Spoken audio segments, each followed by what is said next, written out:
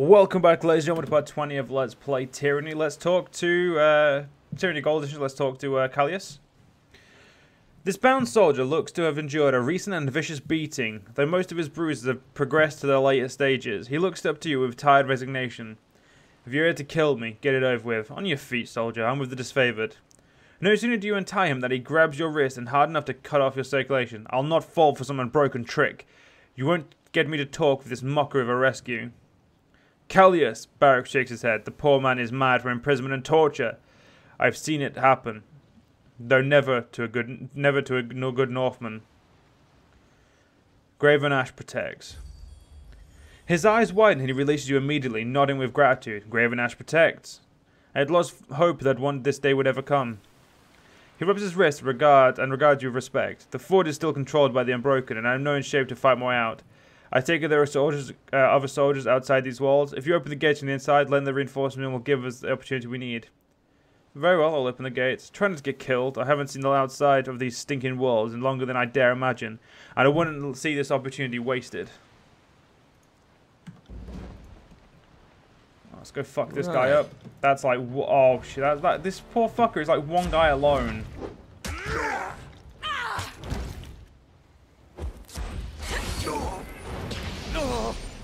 Will do. He knocked me prone, motherfucker. What do you get for knocking me prone, you prick? Oh shit, there's a cool helmet there. Let's take that off. Let's take that. We'll take the loot here. Gotta make sure to loot shit, because I do sometimes forget to loot places.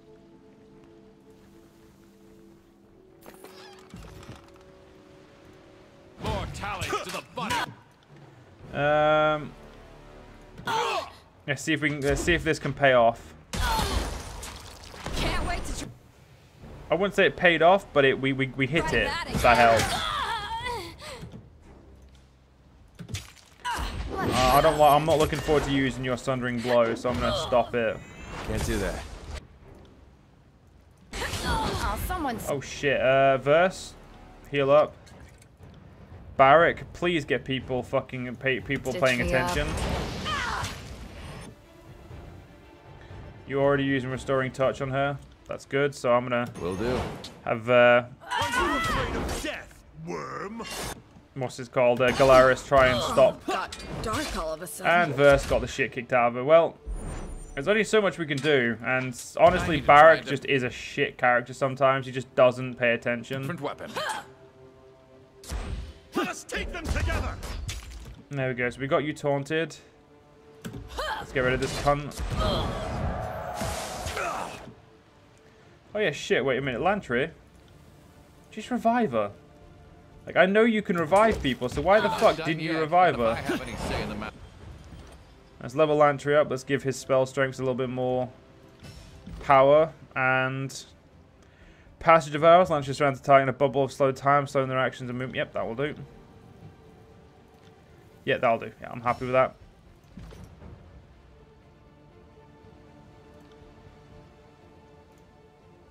And we do need this fuck killed, though. Will do.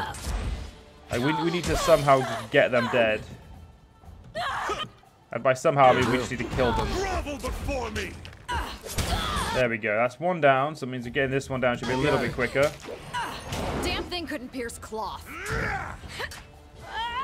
This guy does seem to be having a good time against us at this point. He seems to be surviving a good beating.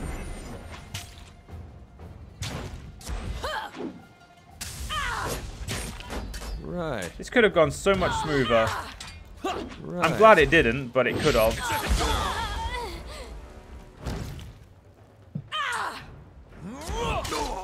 Right. Yeah, let's get you fucked. There we go. Right. Open the gates.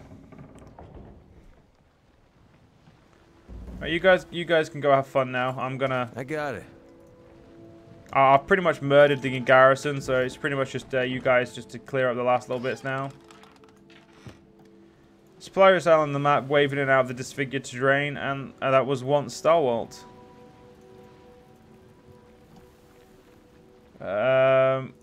Verse. We'll heal up later in a minute. We'll heal up in a bit, Verse. It's fine. You don't have to. You're not going to be injured for long. Oh, blood spills. Send them at me. There we go. That's a good way to level up. Just immediately start combat. I'm going to get ability cooldown down again. And let's get some more. Let's get an additional spell slot. Ooh, I got 2 additional spell slots. Fuck yeah. That's what I like to see.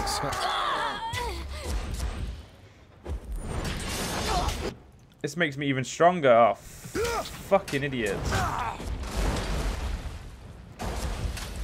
Well, someone pissed off all of those guys. So now we need to go deal with them all at once. I need to try a different weapon. First, don't you fucking dare die.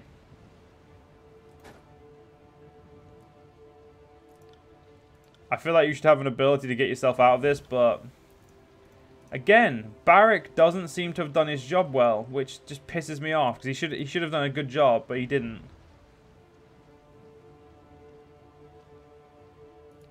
No dice. There we go.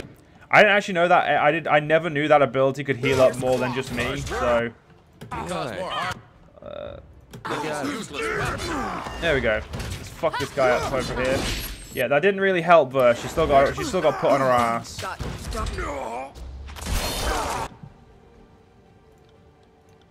Barrack, let's use the.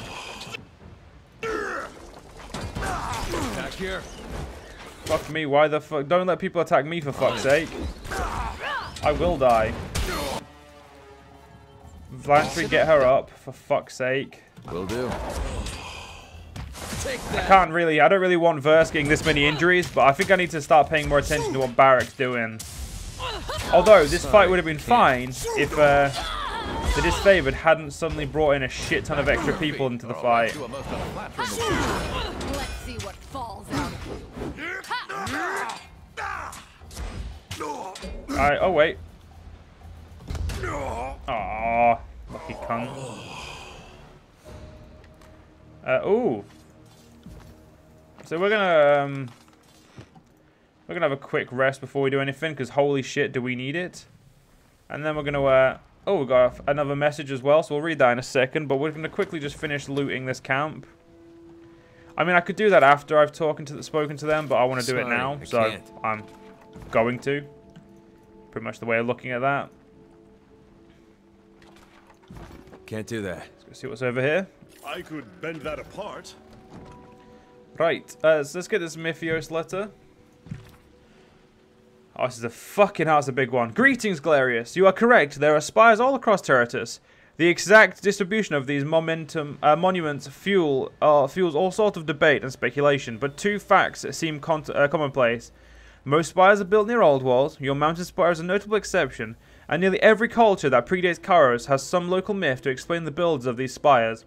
I believe the Tearsmen cite the older realms as the local name for the spire old world architects, but nobody knows for sure. And of course, where Kyros has brought proper civilization, the origin of the spires simply isn't discussed in good company. Here's what I think you need to know. First, the spires behave as an arcane lodestone. There is a constant field of magical strength around a spire. If you imagine a mystic sea resting atop our world, the spires seem to spin and churn this magic, creating a spell cast with even the modest effort will materialize with powerful results. Secondly, and I'd say most tellingly, Kyros has laws against entering the old walls, but there are no laws against the spires.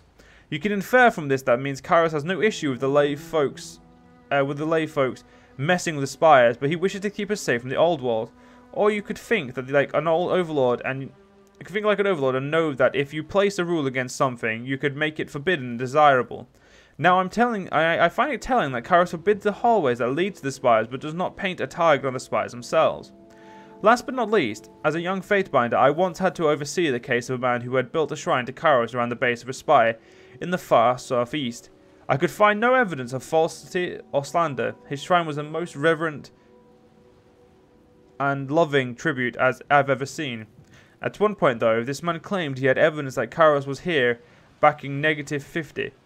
He had merely uttered those words, and my senior binder swung the axe, and then and there, Being the new girl at the court, I said nothing, but I have long wondered why such a comment should require death instead of the traditional removal of the tongue. Inquire about the edicts and their natures. Dear Miphios, thank you for hearing me out. I have more questions than I have ink, but let's start with a discussion of Kyros' edicts. I've lived under, proclaimed, and resolved edicts, which makes me far more knowledgeable than the lay person on the subject, and yet I still know so little. Right, and now we need to go talk to our friends who have just have just got better. Kyros, Osmos greets the former prisoner with open arms. Graven Ash told us to seek you out. He shows you great favour. Barrack, Kyros squints at your companion. I hardly recognise you under there. I would say you're a sight for sore eyes, but well, you look terrible. You mean he doesn't always resemble a walking bucket of offal, feces and rust? Call me surprised. Glad to see you in one piece, Kyros. The soldier winces as he tries to stand tall. I'm relieved to see my countrymen again, but give me a moment. I'm still weak from my wounds. Ash protection has kept me alive, but these unbroken can be relentless when they want something. He looks up. Glad to see you alive, soldier. I don't think I got your name earlier. I'm Galerius, fatebinder of Tunon's. Hail. Actually, no, I'm going to do I'm Galerius, Tunon's fatebinder. Graven Ash protects.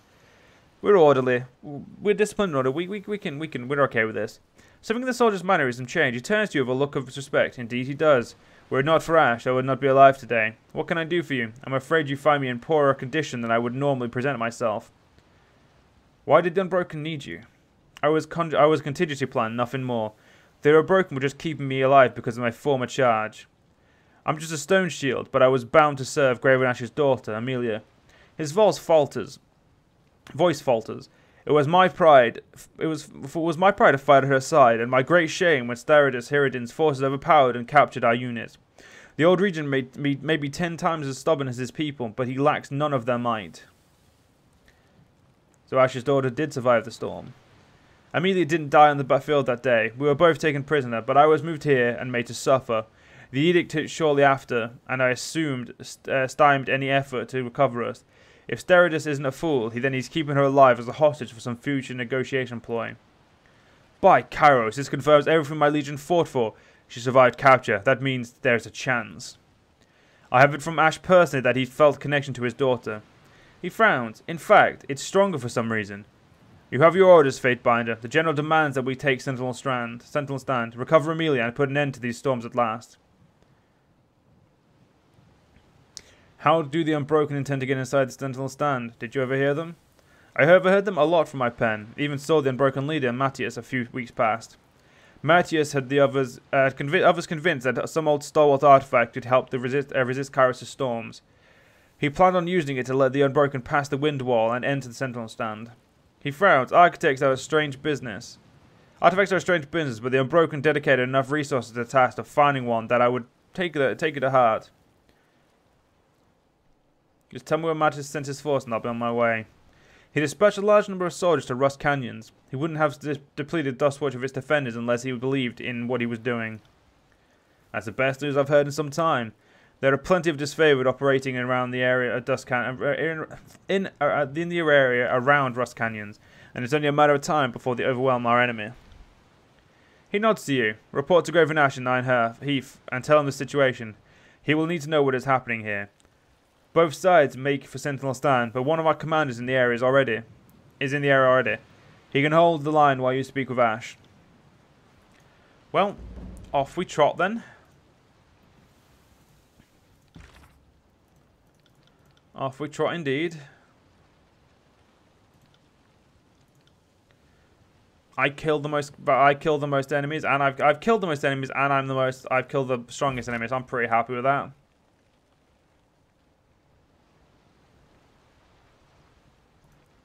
Let's have a look at these items. So his helmet is it's a light leather armor. It don't look that good though. I mean, it looks pretty shit. I think it's time I didn't wear a helmet then, because sorry, didn't show my helmet on your iron armor. None of us wear iron armor. Light leather armor. That's not as good as mine. Is it as good as yours? It's exactly equal. And exactly equal to yours, so it's pointless. Your heavy armor, go away. You're a spear. It says less armor penetration, but it's apparently as good, but... It's better in everything but armor penetration, but it doesn't have eradicating, so I'm just going to keep... I'm gonna leave all of those there. I don't need any of them, is what I'm saying. We should make a good amount of money when we sell some stuff at Iron Heath. Oh yeah, now that I think about it, I can make some new spells. Let's try a Searing Palm. Searing Palm with bleeding. Yeah, sure. That's a 40 sigil. Make it a little bit stronger. We'll give it a little bit more accuracy. There we go. So I'm actually, yeah, I'm gonna move. There we go. That's all the spells I really can keep on there for now. And straight back to Iron Heath. Encountering the Blade Grave. You crest a rise in the road, revealing an expansive vista before you. The winds of Kyros' Edict of Storms howl through the Blade Grave, driving clouds of rust and grit through the ravines gouged by the maelstrom. The arcane storm has twisted corroded iron and bronze into jagged formations that arc high above the land. In the distance you espy through the tempest a barbed silhouette. Unmoving against the horizon, it towers aside a shallow gully, offering a momentary respite from the gale. I'm going to approach it.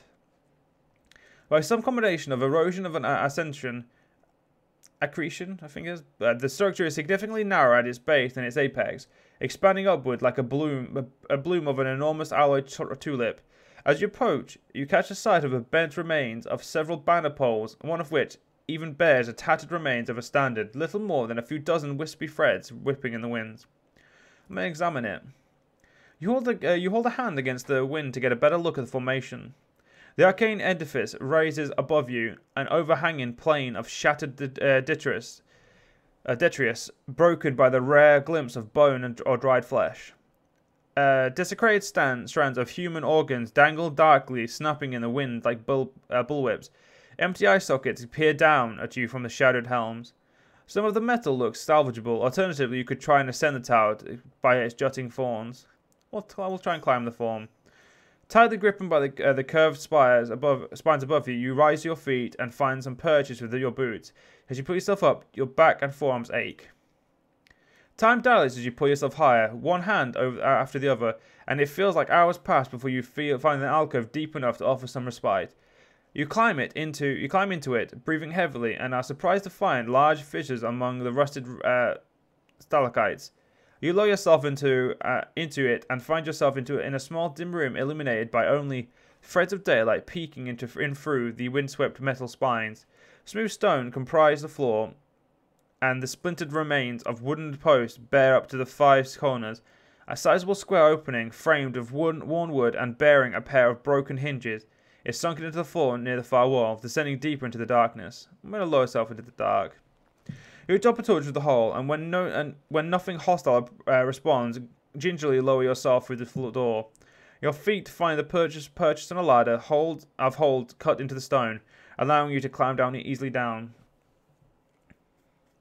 After retrieving the torch, you discover yourself in a quiet pentagonal room sheltered from the edict raging outside. Judging from the shuttered arrow slot, the rack of Vendrigus-coated weapons, and the empty armor stand, this was once a watch post of old Starwalt. The sense of decay and old feces permeate the air. I must search the ruin. This must be what it smells like to be. It smells like to be Barrack, first mutters. For the most part, the room is disappointingly barren. A table stands against one wall with some simple dust-coated dishes.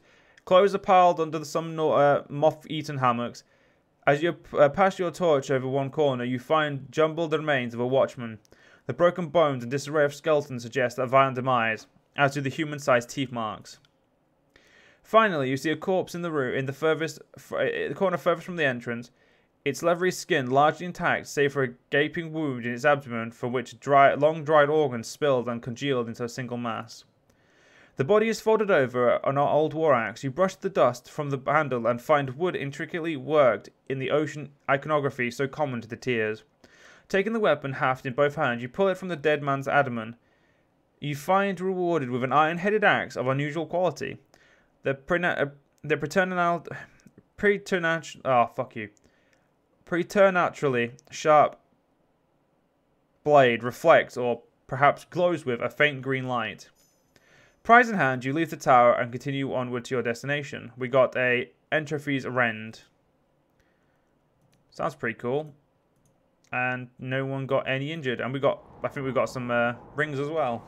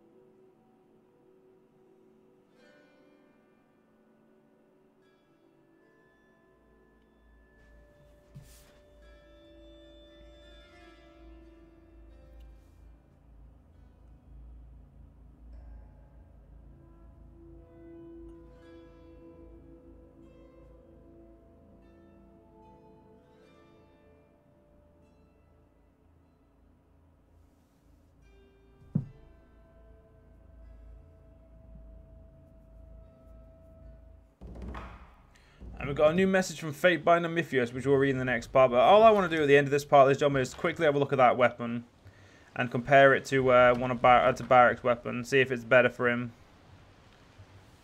Well, it has, yeah, it's better. It has scouring and eroding. That's 2 abilities. I will happily upgrade that for him and make it better. But unfortunately, gentlemen, we'll have to do the next part. If you guys enjoyed, see you guys next part. See you guys then.